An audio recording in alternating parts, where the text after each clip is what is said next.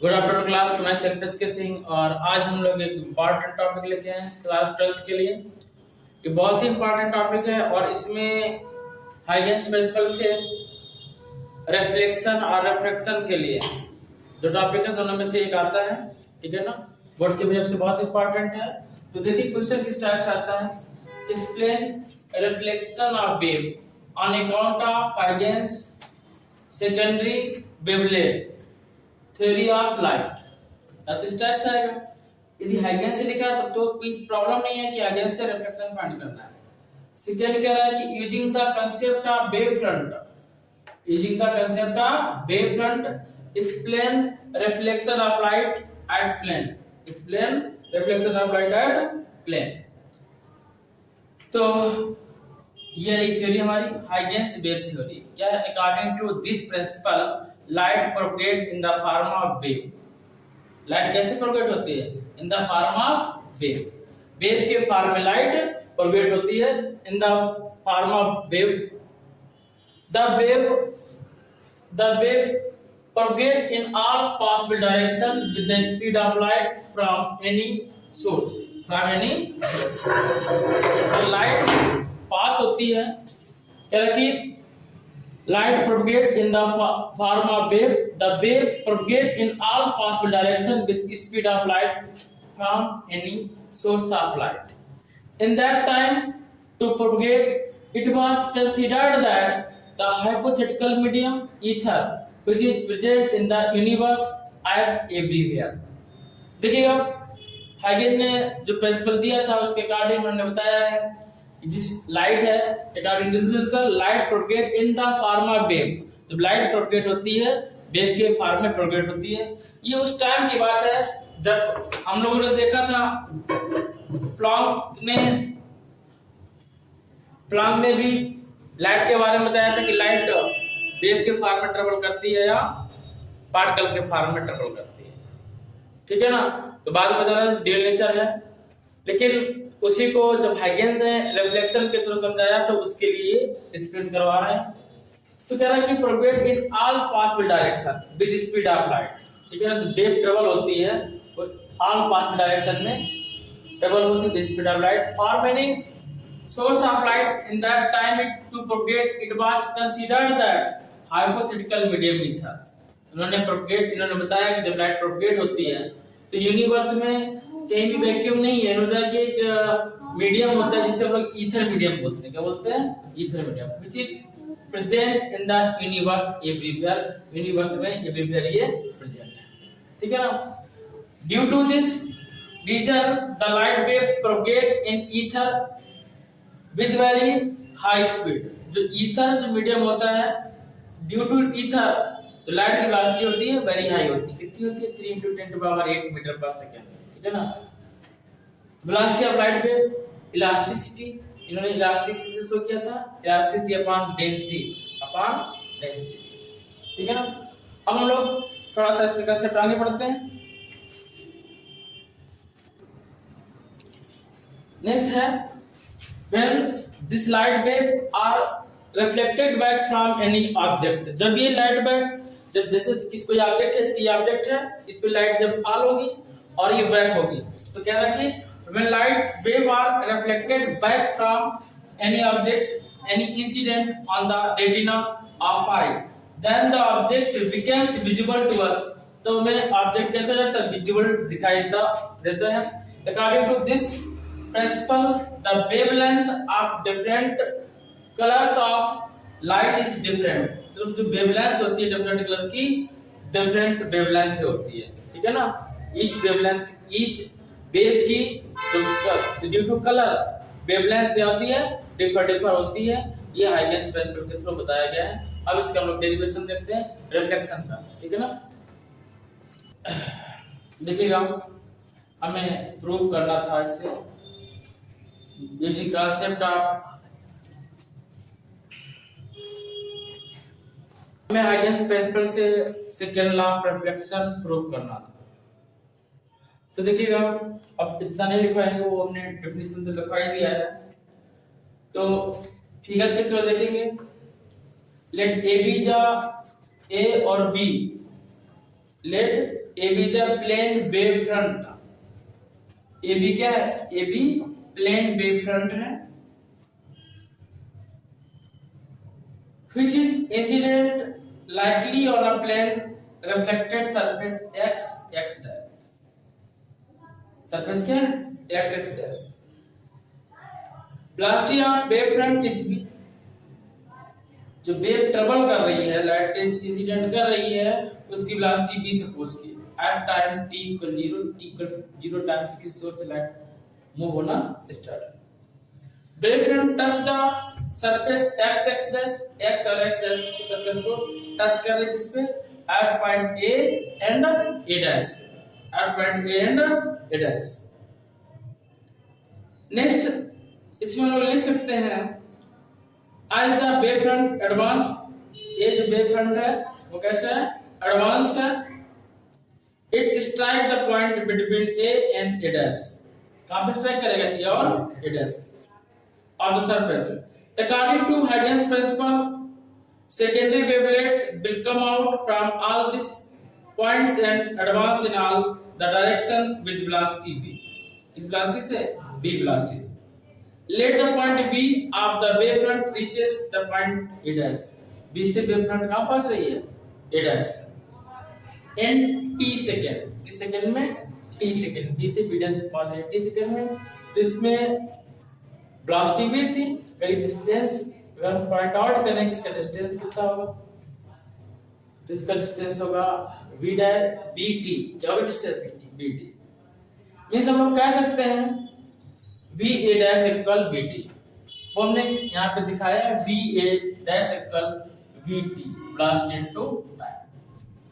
Similarly another part में जब particle move करेगा L टू B डैश, तो भी t टाइम तक करेगा, उसकी भी डिस्टेंस होगी vt, p into t, distance क्या होगी vt। अब देखेंगे an and a dash and dash are the normal at point a and a dash, angle PAN, this is the incident light I. Similarly, V A V dash कौन सा, B A dash, A B incident light क्या है, ये complete है, इतना ही है,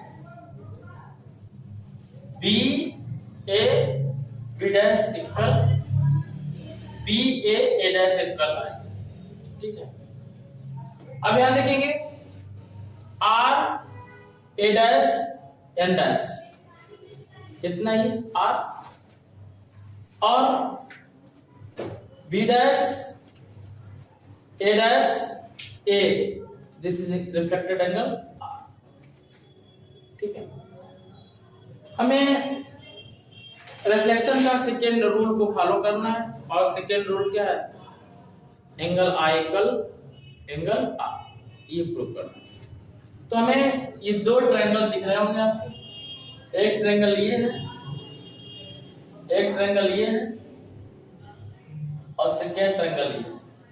इसके बीच में कॉन्ग्रुएंटी सॉल्व करनी है। जब कॉन्ग्रुएंटी सॉल्व करेंगे, आपको दिख रहा है एंगल बी और बी डैश 90 डिग्री का है, वही हमने यहाँ पे मेंशन किया है, A B A dash equal 90 degree, A B dash A dash equal 90 degree, side B A dash,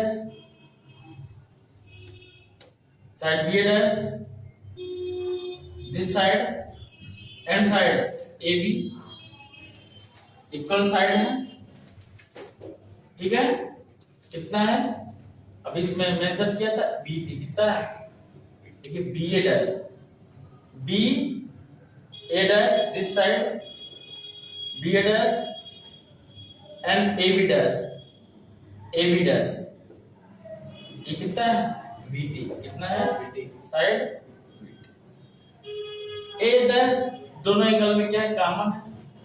जब किसी ट्रायंगल में दो साइड और एक एंगल इक्वल होता है, तो थर्ड एंगल, ये कॉन्ग्रुएंसी रूल हो जाता है, थर्ड एंगल ऑटोमेटिक इक्वल होगा। तो ये एंगल इस एंगल के इक्वल होगा इन अ कॉन्ग्रुएंटी rule a dash is common, then so triangle AB dash equal symmetrical triangle AB dash A dash. So angle BA dash BA dash equal angle BA dash equal angle B dash A dash A. Same means ये angle क्या है I है, I equal angle R, I R क्या हो गया equal, ठीक है ना। और यही क्या है incident angle equal reflected angle, this second law of reflection the prove हुआ, ठीक है। Now I met in next video next day reflection में, तब तक के लिए आप सभी को मेरा देखिएगा। अब इसमें सेकेंड एक्सप्लेनेशन है, सेकेंड से explain reflection of wave on the account of Huygens. Next है explain reflection of wave on account of Huygens secondary wavelets theory of light. एक हाइडेंस साइंटिस्ट थे, आपने अभी रिफ्लेक्शन के बारे में पढ़ा था। ये जब इस टाइम थ्योरी चल रही थी कि जो लाइट है वेव के फॉर्म में या पार्टिकल के फॉर्म में, उसमें डिस्क्राइब किया जा रहा है। Can explain reflection of wave on account of Huygens secondary wavelet through of light. Huygens principle when a wave front strike on the corner of optical light. Optical light का मतलब ये है ऐसी लाइटेज जो ट्रांसपेरेंट हो, ऐसा ग्लास जो transparent हो, लाइट पास कर जाए ऐसा मीडियम, जैसे एयर मीडियम से डेंसर मीडियम में जाएंगे, रियल मीडियम से डेंसर मीडियम मींस एयर से ग्लास में जाएंगे तो लाइट इंसिडेंट हो जाएगी। तो कह रहा है कि corners because every point on the wave front again behave like a light source and emits secondary wavelets in all direction. Means इससे पहले थ्योरी बताई जा चुकी थी, जब लाइट रियल मीडियम से डेंसर मीडियम में कन्वर्ट होगी तो बैंड हो जाएगी टू द नॉर्मल साइड में बैंड हो जाएगी। मींस इस लाइट को ऐसे जाना चाहिए था, बट ये लाइट इस टाइप से बैंड हो गई, ठीक है। Now this is the incident angle I और this is the reflected angle R, this is the reflected angle R, ठीक है। सेम कुछ लाइट ऐसी थी जो रिफ्लेक्ट थी और रिफ्लेक्ट होकर ये जा रही थी। सेकेंड एक लाइट पी कंसीडर किया, सेकेंड क्यू कंसीडर किया, ये लाइट जैसे इंसिडेंट हुई और ये बी पॉइंट पे इंसिडेंट हो रही है, इसका रिफ्लेक्शन आर है। This is the normal and dash, normal and dash. अब हम लोग ये देखेंगे कि जो फर्स्ट रूल ये था कि incident light incident ray normal and plane are lie in same point, तो दिख रहा है सेम पॉइंट पे लाई कर रहे हैं। सेकेंड रूल ये है कि sin i by sin r is equal v1 upon v2। तो देखिएगा ये i एंगल कंसीडर किए और आपको पता है कि यहाँ पे 90 डिग्री एंगल बनेगा और 90 के अपोजिट ये एंगल i है, 90 के अपोजिट हाइपोटेन्यूज होता है, इसके लिए भी हाइपोटेन्यूज ही है।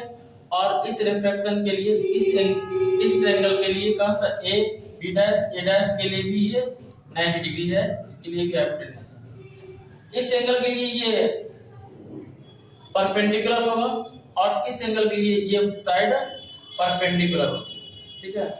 सपोज किया कि लाइट जब ट्रांसफर हुई b से b डैश, तो इसने जो डिस्टेंस कवर करी v1 t, v1 क्या है वेलोसिटी है।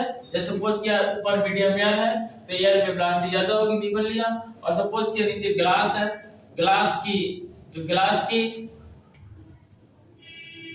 ग्लास डेंसर मीडियम होता है, यहाँ वेलोसिटी सपोज कर ली v2 है, तो इसको रे को a से a डैश तक पास होने में v2 डिस्टेंस ने कवर किया, velocity v2 time t।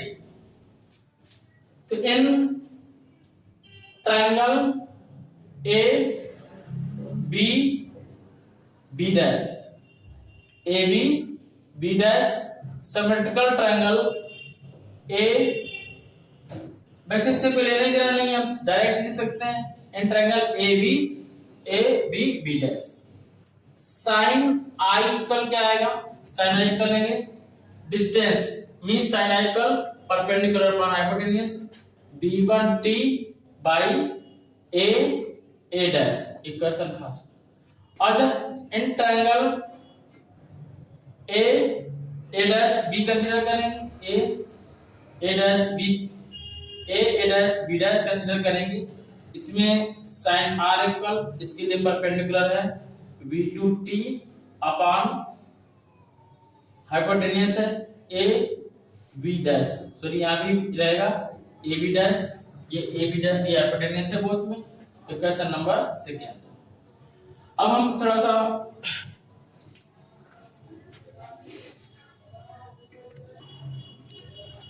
now angle, now equation first divide by second, then sin I by sin R equal b1t upon ab dash b2t upon A B dash cancel हो जाएगा, ये हमारे पास आएगा sine i by sine r b1 upon t equal b2 upon t से t cancel out, तो Snell's law हमारा बना। ना हियर इसे टी से टी कैंसिल आउट करेंगे, sine i by sine r equal b1 by b2। तो this is the second law of reflection, यही हमें हाइजेंस थ्योरी से प्रूव करना था। तो आज के लिए बस इतना ही, मिलते हैं नेक्स्ट वीडियो के साथ, तब तक के लिए सभी को जय हिंद।